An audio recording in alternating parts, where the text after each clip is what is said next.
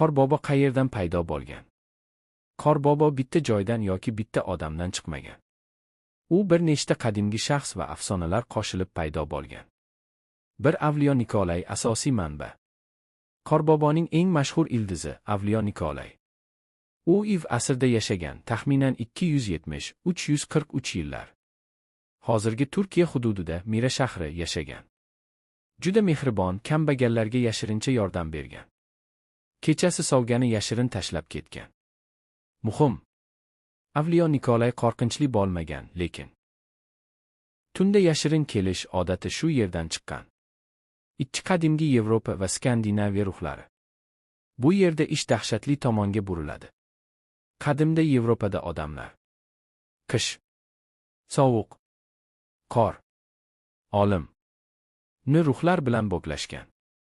Skandinaviya afsonalarida Odin degan xudo bor. U qishda osmonda uchib yuradi. Odamlarni kuzatadi. Yaxshi va yomonni ajratadi. Ko'p tarixchilar Qorboboni Odin bilan bog'lashadi. Uch Krampus va jazolovchi obraz. Qorboboning qorong'i tomoni shu yerdan keladi. Germaniya va Avstriyada Krampus degan maxluq bor. U yomon bolalarni jazolaydi. Qorbobo bilan birga yuradi. Bu yerda Qorbobo hakam, Krampus jazo ijrochisi. Shuning uchun eski Qorbobo qo'rqinchli, sovuq, jazolovchi bo'lgan. Tort gollandlar va Sinterklaas. Keyin bu afsona Amerikaga ko'chadi.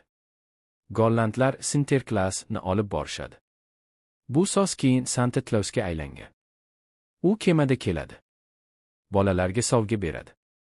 Ammo hali ham qattiqqo'l, jiddiy, baholovchi. 5 zamonaviy Qorbobo reklama orqali eng katta o'zgarish asrda bo'lgan. Filmlar, multfilmlar, reklamalar. Ayniqsa Totachola reklamasi.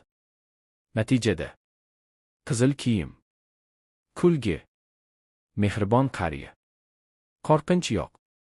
Aslida bu marketing obrazi.